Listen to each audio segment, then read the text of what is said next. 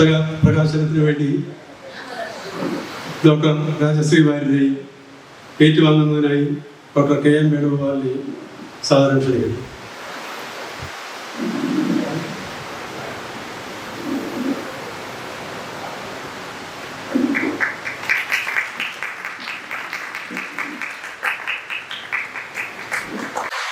സുഹൃത്തുക്കളെ,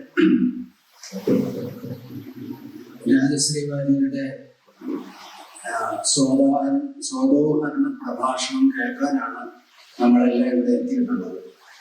അപ്പോൾ ഒരു കർത്തവ്യം എന്ന നിലയിൽ വളരെ ചുരുങ്ങിയ വാക്കുകളിൽ ഈ പുസ്തകത്തെ പറ്റി രണ്ട് കാര്യങ്ങൾ പറഞ്ഞുകൊണ്ട് ഞാൻ അവസാനിപ്പിച്ചോളാം. ഈ പുസ്തകം തുടങ്ങുന്നത് ഇതിലെ ആദ്യത്തെ വാചകം കഥകളിയിലെ ചതുർവിധാഭിനയങ്ങളിൽ വാചികത്തെ കർത്തൃകേന്ദ്രത്തിൽ നിന്ന് വിച്ഛേദിച്ച് ഗായകനിൽ ആരോപിച്ചപ്പോൾ വന്ന പരിണാമം ആണ് ഈ പുസ്തകം അന്വേഷിക്കുന്നത് എന്ന്. അത് വളരെ ശരിയാണ്. ഇതിനകത്ത് നമ്മൾ നോക്കുന്ന ഒരു 6-7 ഗായകരെ പറ്റിയിട്ടുള്ള പഠനമാണ്. പക്ഷെ അതല്ല, അതിനൊക്കെ എത്രയോ മുകളിലേക്ക് ആ പുസ്തകം പല ഭാഗങ്ങളിലും ചെന്നെത്തുന്നത് കാണാൻ പറ്റും. രാധാകൃഷ്ണൻ നായർ സാറ് എന്ന് പറയുന്ന ആസ്വാദകൻ അനേക ലോകങ്ങളിലൂടെ കടന്നു പോകുന്നതിൻ്റെ, അനേകം തീർത്ഥാടനങ്ങൾ നടത്തുന്നതിൻ്റെ ഒരു സൂചന ഈ പുസ്തകത്തിൽ ഉടനീളമുണ്ട്. ഇതില് ഇതിനകത്ത് പറയുന്ന ഉദാഹരണങ്ങൾ നോക്കിയാൽ തന്നെ അത് നമുക്ക് മനസ്സിലാവും. ഇതിൽ ആദ്യത്തെ അധ്യായം മുണ്ടായ വെങ്കടകൃഷ്ണ ഭാഗവതരെ പറ്റിയാണ്. അദ്ദേഹം ഈ ഓരോ ഗായകരുടെയും ഏറ്റവും പ്രധാന കോൺട്രിബ്യൂഷൻ അദ്ദേഹം സൂചിപ്പിക്കുന്നത് മാത്രമാണ് ഞാനിവിടെ പറയുന്നത്. വെറും ശ്രവ്യാനുഭവം മാത്രമല്ല, ഗായകൻ തന്നെ നിർവഹിക്കേണ്ട അഭിനയത്തിന്റെ വാചികാംശത്തിന് അതിനപ്പുറം പോകാൻ കഴിയും എന്നുള്ള കണ്ടെത്തലാണ് മുണ്ടായ വെങ്കടകൃഷ്ണ ഭാഗവതരുടെ എന്ന ഗായകന്റെ സംഭാവനയായിട്ട് രാധാകൃഷ്ണൻ നായർ സാർ പറയുന്നു. കൃഷ്ണൻകുട്ടി പൊതുവാള് കഥകളി സംഗീതത്തിന്റെ ഉറവിടം എന്ന് വെങ്കടകൃഷ്ണ ഭാഗവതരെ വിശേഷിപ്പിച്ചത് എന്തുകൊണ്ടാണ് എന്ന് ബോധ്യപ്പെടുത്തുന്ന രീതിയിലാണ് ആ ജീവിതം ഇതിനകത്ത് പ്രതിപാദിച്ചിട്ടുള്ളത്. ഇതിനകത്ത് നമുക്ക് പരിചയമുള്ളതും പരിചയമില്ലാത്തതുമായ കഥകളിയിലെ അനേക നാടക സന്ദർഭങ്ങൾ ഇതിനകത്തുണ്ട്. അതൊന്നും ഒലിപ്പിച്ച് ഒരു മെലോഡ്രാമ എന്ന രീതിയിലോ അതിന്റെ വിഷ്വൽസ് നമ്മുടെ മനസ്സിൽ കൊണ്ടുവരുന്ന രീതിയിലോ ഒന്നും അല്ല ഇത് പറഞ്ഞിട്ടുള്ളത്. അദ്ദേഹത്തിന് പറയാനുള്ള വിഷയം, ആ വിഷയത്തിനകത്ത് നിന്നുകൊണ്ട് വളരെ ന്യൂനോക്തിയോടുകൂടിയാണ് അതിൻ്റെയൊക്കെ സൂചന. അപ്പൊ 1934 മൈസൂരില് രാജാവും മഹാരാജാവിന്റെ മുമ്പില് സീതാസ്വയംവരം കളിക്കാൻ പോയതിന്റെ ഒരു ഉദാഹരണം പറയുന്നുണ്ട്. 1/2 മണിക്കൂറായിട്ട് കഥകളി ചുരുക്കണം. ഇപ്പൊ ഒക്കെ നമ്മുടെ ടൂറിസ്റ്റ് കേന്ദ്രങ്ങളിൽ ചെയ്യാറുണ്ടെങ്കിലും അന്നത് സങ്കല്പിക്കാൻ പറ്റുന്ന ഒരു കാര്യമായിരുന്നില്ല. അങ്ങനെ ചുരുക്കേണ്ടി വന്നപ്പോൾ സ്വയംവരത്തിലെ മേദിനി പാദന്മാരെ എന്ന് പറയുന്ന പദം മുറികിയ ഗാനത്തിൽ അദ്ദേഹം പാടി, വെങ്കടകൃഷ്ണ ഭാഗവതർ പാടി. പട്ടിക്കാത്തൊടി വളരെ രോഷത്തോടെ ഭാഗവതരെ തിരിഞ്ഞു നോക്കി. അത് കഴിഞ്ഞിട്ട് പട്ടിക്കാത്തൊടി ചെയ്യുന്നത് കൈകൊട്ടിക്കളിയായിരുന്നു. അപ്പൊ അത് കൈകൊട്ടിക്കളിയായി മാറി. അപ്പം അതെന്താ ആശാനെ അങ്ങനെ സംഭവിച്ചത് എന്ന് ചോദിച്ചത് പറഞ്ഞു, വേണ്ട പോലെ പാടിയാൽ വേണ്ട പോലെയാണ് എന്ന് പറഞ്ഞു. അങ്ങനെ അപ്പൊ ഈ തിരികോട്ടത്തിന്റെ കാര്യം പറയുമ്പോൾ ഈ പുസ്തകത്തിൽ തന്നെ മറ്റൊരു ഉദാഹരണം പറയുന്നുണ്ട്. അതൊരു പക്ഷേ ഉപയോഗിക്കുന്ന പലർക്കും അറിയാവുന്നതായിരുന്നു. ഉണ്ണികൃഷ്ണക്കുറുപ്പിനെ രാമൻകുട്ടി നായർ തിരിഞ്ഞു നോക്കിയത്. അപ്പൊ തിരിഞ്ഞു നോക്കിയപ്പോൾ ഉണ്ണികൃഷ്ണക്കുറുപ്പ് മൈക്കിൽ കൂടെ തന്നെ പറഞ്ഞു, അത് കളി അവിടാണ് നടക്കുന്നത്, ഇവിടെ അല്ല എന്ന് പറഞ്ഞു. അപ്പൊ അങ്ങനെയുള്ള ഈ കഥകളിയിലെ പ്രശസ്തമായ നാടകീയ സന്ദർഭങ്ങളും അവിടെ സൂക്ഷ്മമായിട്ട് ഇതില് ചേർത്തിട്ടുണ്ട്. വാചികാഭിനയത്തിന്റെ നിലയിൽ എത്തിച്ചു എന്ന് ഞാൻ നേരത്തെ പറഞ്ഞു ഈ കഥകളി സംഗീതത്തെ. അതാണ് വെങ്കടേശ്വര ഭാഗവതരുടെ ഒരു കോൺട്രിബ്യൂഷൻ. രണ്ടാമത്തെ കോൺട്രിബ്യൂഷൻ സാർ പറയുന്നത് പാട്ടുകാരന്റെ വ്യക്തിത്വം ആ സംഗീതത്തിലേക്ക് കൊണ്ടുവന്നു എന്നുള്ളതാണ്.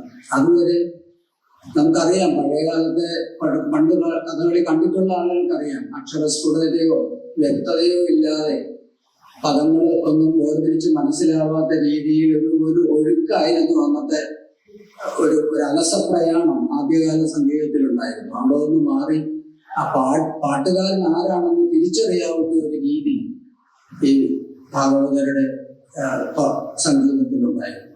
രണ്ടാമത്തെ അധ്യായം നീലകണ്ഠൻ നമ്പീശനെ പറ്റിയാണ്. നീലകണ്ഠൻ നമ്പീശൻ ഈ പറഞ്ഞ വെങ്കടേശ്വര ഭാഗവതരുടെ എല്ലാ ഗുണങ്ങളും ഉള്ളപ്പോൾ തന്നെ അധികം പറയാവുന്ന ഒരു കാര്യം ആ സ്വരത്തിനുള്ളിൽ തന്നെ രസം കാണാമായിരുന്നു എന്നുള്ളതാണ്. ഈ ഓരോ പദത്തിനും അനുസരിച്ച് ആ രസത്തിലെ അതായത് വാചികാഭിനയത്തിലൂടെയും രസം ഉറപ്പിക്കാൻ സാധിക്കുന്നു എന്നുള്ള ആ വ്യത്യാസമാണ് അതിനകത്ത് പറയുന്നത്. കലാമണ്ഡലത്തിൽ ശാസ്ത്രീയ പഠനം നിർബന്ധമാക്കിയത് നമ്പീശന്റെ ഒരു താല്പര്യത്തിലോ നിർബന്ധത്തിലോ ആണ് എന്ന് പറയുന്നത്. ഈ പുസ്തകത്തിലെ ഏറ്റവും പ്രധാനപ്പെട്ട 3 അധ്യായങ്ങൾ കഥകളിയിലെ തിരസ്കൃതരായ ആളുകളെ പറ്റിയാണ്. അതിൽ ഒരു അധ്യായമാണ് അടുത്തത്, കോട്ടയ്ക്കൽ വാസു നെടുങ്ങാടിയെ പറ്റിയിട്ടുള്ളത്. അത് അദ്ദേഹം പറയുന്നുണ്ട്, ഇടക്കാലത്ത് വെച്ച് നമ്പീശന്റെ സഹഗായകൻ എന്നുള്ള ഒരു പദവിയിൽ മാത്രം അദ്ദേഹം ഒതുങ്ങി നിന്നു. അദ്ദേഹത്തെ പറ്റി ഇപ്പൊ എനിക്ക് തോന്നുന്നു ചില ആസ്വാദകരെങ്കിലും കേട്ടിട്ടുണ്ടാവില്ല. പക്ഷെ നമ്പീശന്റെ നീലകണ്ഠൻ നമ്പീശൻ പാടുന്നതും കോട്ടയ്ക്കൽ വാസു നെടുങ്ങാടി പാടുന്നതും വേർതിരിച്ചറിയാനാവാത്ത രീതിയിലുള്ള ഒരു സ്വരൈക്യം ഈ 2 ഗായകരും തമ്മിലുണ്ടായിരുന്നു. പക്ഷെ കുറെ കാലത്തിന് ശേഷം അദ്ദേഹം കോട്ടയ്ക്കലേക്ക് പോയില്ലായിരുന്നെങ്കിൽ ഒരുപക്ഷെ കുറെ കൂടി അറിയപ്പെടുമായിരുന്നു അദ്ദേഹം എന്ന് ഗ്രന്ഥകാരൻ ആലോചിക്കുന്നുണ്ട്. ഈ പക്ഷെ ഒരു പ്രത്യേക ഘട്ടം കഴിഞ്ഞപ്പോൾ അദ്ദേഹം ഈ സംഗീത ഉപാസനയിൽ നിന്ന് പിന്മാറുകയും വളരെ വലിയ മൗഢ്യത്തിലേക്ക് വീണുപോവുകയും അരങ്ങുകളിൽ നിന്ന് അപ്രത്യക്ഷമാവുകയും ചെയ്തു.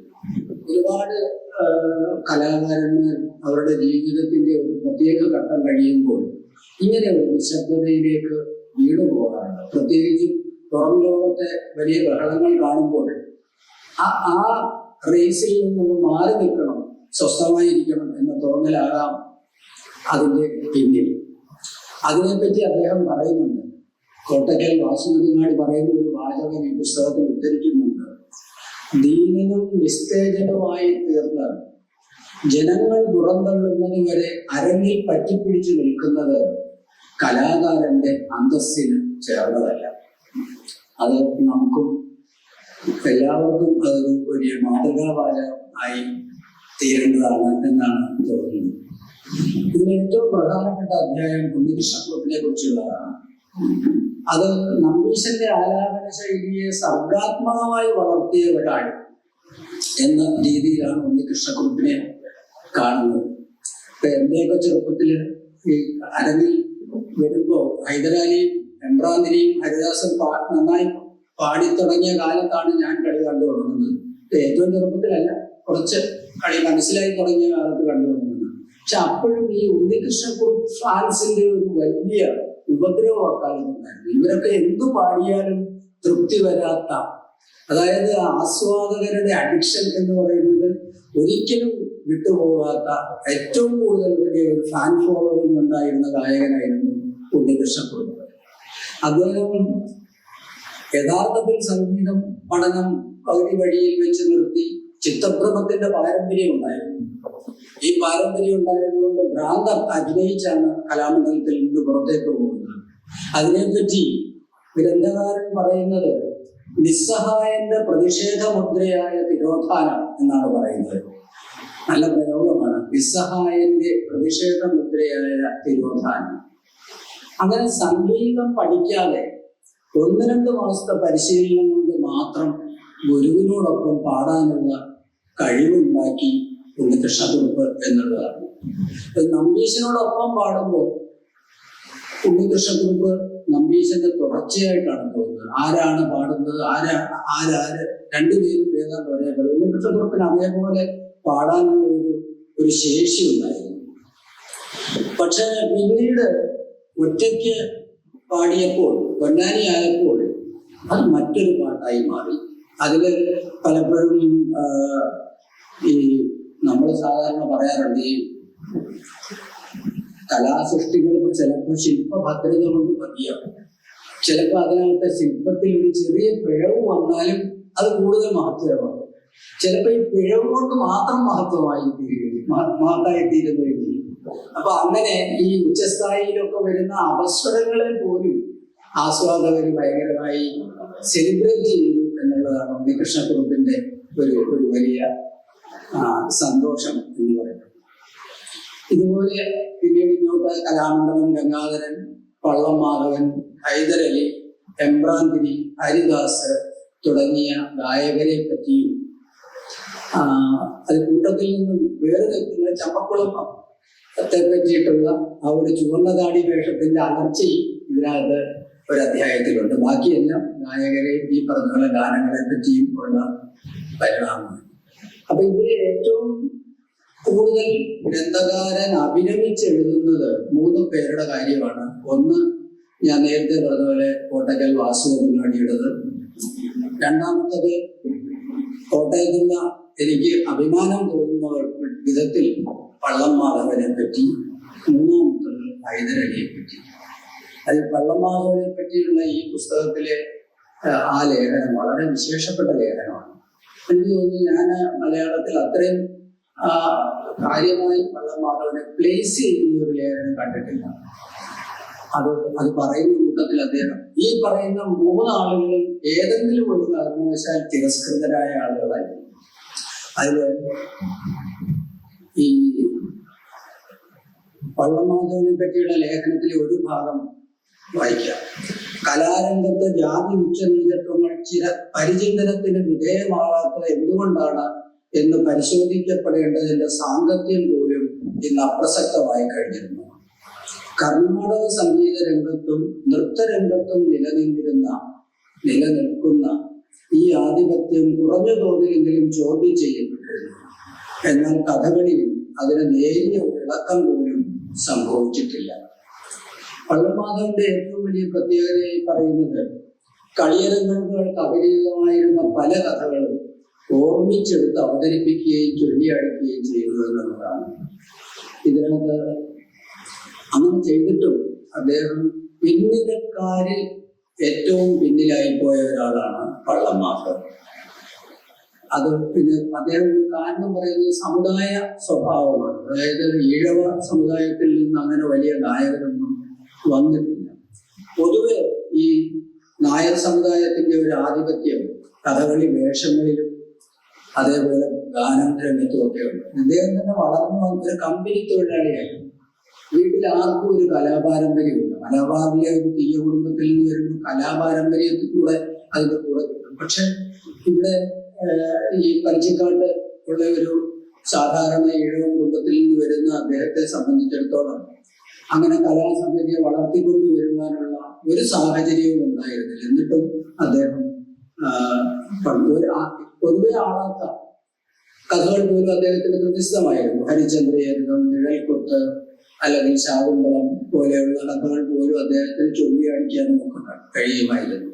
പക്ഷെ ഒരു പ്രശ്നം ഗ്രന്ഥകാരൻ ചൂണ്ടിക്കാട്ടുന്നത് പള്ളം മാധവന്റെ പാട്ട് കേൾക്കാൻ മാത്രമായിട്ട് ഒരാളും ആ കളി കാണാൻ പോകാറില്ല. പക്ഷെ നടവിൽ നിന്ന് വിച്ഛേദിക്കപ്പെട്ട വാചികം അതിന്റെ സമ്പൂർണതയിൽ അനുഭവപ്പെട്ടിരുന്നു. ഏത് പുതിയ കഥയായാലും അത് ചിട്ടപ്പെടുത്താനും മനഃപ്പാടമാക്കാനും അനിതര സാധാരണമായ കഴിവുണ്ടായിരുന്നു. അദ്ദേഹം കലാമണ്ഡലത്തിലെ കഥകളി സംഗീത വിഭാഗത്തിന് നൽകിയ സേവനം വിസ്മരിക്കാൻ കഴിയുകയില്ല. പിന്നെ ഇദ്ദേഹത്തിന് കീർത്തിപത്രം കൊടുക്കുമ്പോൾ പോലും നമ്പീശന്റെ സഹഗായകൻ എന്ന വിശേഷണം ആണ് നൽകിയിട്ടുള്ളതെന്ന് ഗ്രന്ഥകാരൻ നിരീക്ഷിക്കുന്നുണ്ട്. കലാമണ്ഡലം കേശവൻ വളരെ ഗംഭീരമായിട്ട് പള്ളമാധവനെ പറ്റി പറയുന്നു. അക്ഷരസ്ഫുടതയോടെ പദം മുറിച്ചു പാടാനും കഥാപാത്രങ്ങൾക്ക് സന്ദർഭോചിതമായ ഭാവഭാവങ്ങൾ ഉണ്ടാക്കത്തക്ക വിധത്തിൽ പദങ്ങളിൽ ലാളിത്യ ഗംഭീര്യങ്ങൾ സമന്വയിക്കാനും ഉള്ള പള്ളമാധവന്റെ കഴിവ്. ഇത്രയധികം ആട്ടക്കഥകൾ തോന്നുന്ന വേറൊരു പാട്ടുകാരനും ഉണ്ടായിട്ടില്ല എന്നാണ് പറയുന്നത്. അത് നമ്മുടെ വളരെ പ്രശസ്തമായ കഥകൾ പോലും ആളുകളെ നോട്ട്ബുക്ക് ഒക്കെ നോക്കി പാടിക്കൊണ്ടിരിക്കുന്ന കാലത്ത് നിന്ന് നമ്മളെ തിരിഞ്ഞു നോക്കുമ്പോൾ അത് വളരെ അത്ഭുതകരമായ ഒരു കാര്യമായിരുന്നു.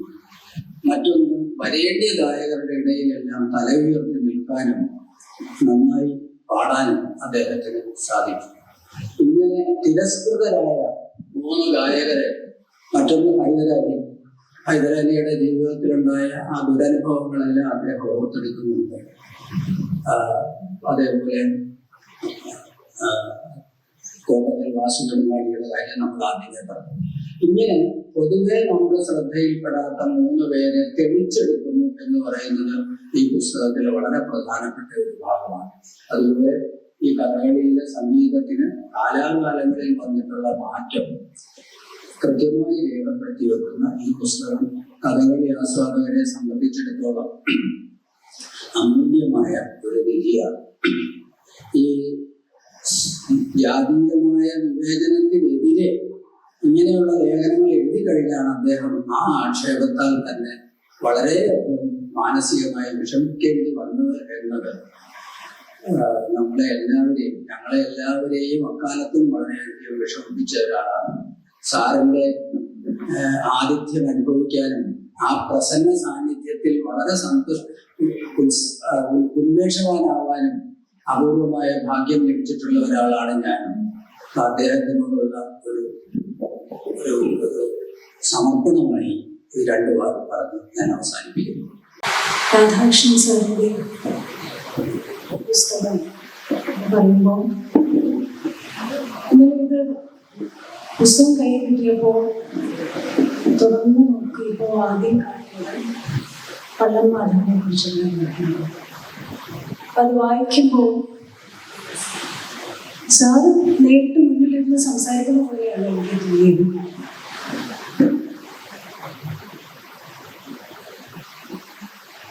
ഔപചാരികമായ നമസ്കാരം എല്ലാവരോടും പറയാൻ കിട്ടുകയും സാറിനെ കുറിച്ചുള്ള ചിന്ത ഒരു നിമിഷം എന്നെ കുറച്ച് നാള് മുൻപിലുള്ള ചില ദിവസങ്ങളിലേക്കും ഒക്കെ അറിയാതെ കൊണ്ടുപോയി. കാരണം മനുഷ്യൻ എന്താണ് എന്നുള്ളതല്ല, എങ്ങനെയാണ് പുറം ലോകത്തിന് മുന്നിൽ നമ്മളെ തന്നെ കാഴ്ചവെക്കുന്നത് എന്നുള്ളതിനനുസരിച്ചാണ് ഇന്ന് മനുഷ്യന്റെ നന്മയ്ക്കൊക്കെയുള്ള വില നൽകുന്നത്. എപ്പോഴും കണ്ടതിനെ കുറിച്ചും കേട്ടതിനെ കുറിച്ചും മാത്രം സംസാരിക്കുമായിരുന്ന ഒരു വ്യക്തിയാണ് സർ. ഒരു വെറും സംഭാഷണത്തിൽ പോലും വ്യക്തികളെ കുറിച്ചോ ഒരു വ്യക്തിയുടെ പോരായ്മകളെ കുറിച്ചോ നിരന്തരം സംസാരിക്കുന്ന ഒരു മനുഷ്യനായിരുന്നില്ല. അദ്ദേഹത്തിനോട് സംസാരിക്കുന്നത് എന്നെ പോലെയുള്ള കലാപ്രവർത്തകർക്ക് വലിയ പ്രചോദനമായിരുന്നു. കാരണങ്ങൾ പലതാണ്. ഒന്ന്, നമ്മളെ വളരെ കൺസ്ട്രക്റ്റീവ് ആയിട്ടുള്ള ഒരു ക്രിറ്റിസിസമാണ് അദ്ദേഹത്തിന്റെ ഭാഗത്ത് നിന്ന് വരാം. ഇങ്ങനെ മുഖമടച്ചു തന്നെ അദ്ദേഹത്തിന്റെ അഭിപ്രായം പറയും. അതിന് നമുക്കത് സുഖിക്കില്ലെന്നോ അല്ലെങ്കിൽ അദ്ദേഹത്തിനെ കുറിച്ച് എന്താണ് വിചാരിക്കുക അതൊന്നും ഇങ്ങനെ ആലോചിച്ച് അദ്ദേഹത്തിന്റെ ഭാവിയെ അതെങ്ങനെ ബാധിക്കുന്നോ അദ്ദേഹത്തിന്റെ ഇമേജിനെ എങ്ങനെ ബാധിക്കുമെന്നോ ഒന്നും ഉദ്ദേശമല്ല. ഒരു പ്രവർത്തകനെ അതെങ്ങനെ ഗുണം ചെയ്യും എന്നുള്ള രീതിയിൽ മാത്രമേ അദ്ദേഹം സംസാരിക്കാറുള്ളൂ. ഇന്നിപ്പോ വേണു സാറ് സംസാരിച്ചപ്പോ പറഞ്ഞ പേരുകളൊക്കെ മധുരൈ സ്വാമിയെ കുറിച്ചൊക്കെ സാറിനോട് സംസാരിച്ചിട്ടുണ്ട്, പ്രിയപ്പെട്ട രാധികയോട് സംസാരിച്ചിട്ടുണ്ട്. ഒരിക്കലും പറഞ്ഞു വെച്ച വഴികളിലൂടെ അല്ലാതെ സഞ്ചരിക്കുന്ന കലാപ്രവർത്തകരെ കാണാൻ അതത് കാലത്തിന് സാധിച്ചിട്ടില്ല എന്ന് തന്നെ പറയണം. അതിപ്പോ കേരളത്തിലായിക്കോട്ടെ തമിഴ്നാട്ടിലായിക്കോട്ടെ വലിയ ലോകം മുഴുവൻ ഇന്ന് ആരാധിക്കുന്ന വലിയ ചിത്രകാരന്മാരുടെ കാര്യമായിക്കോട്ടെ, അവർ ജീവിച്ചിരിക്കുന്ന കാലത്ത് അവരെ നമ്മൾ ഒരിക്കലും കണ്ടിട്ടില്ല. രാധാകൃഷ്ണൻ സാറിന്റെ പുസ്തകത്തിലൂടെ എങ്കിലും രാധാകൃഷ്ണൻ സാറിന്റെ ഉള്ളിൽ കാണാൻ ഒരു ചെറിയ സമൂഹത്തിൽ സാധിക്കട്ടെ എന്ന് ഞാൻ ആത്മാർത്ഥമായിട്ട് പ്രാർത്ഥിക്കുകയാണ്.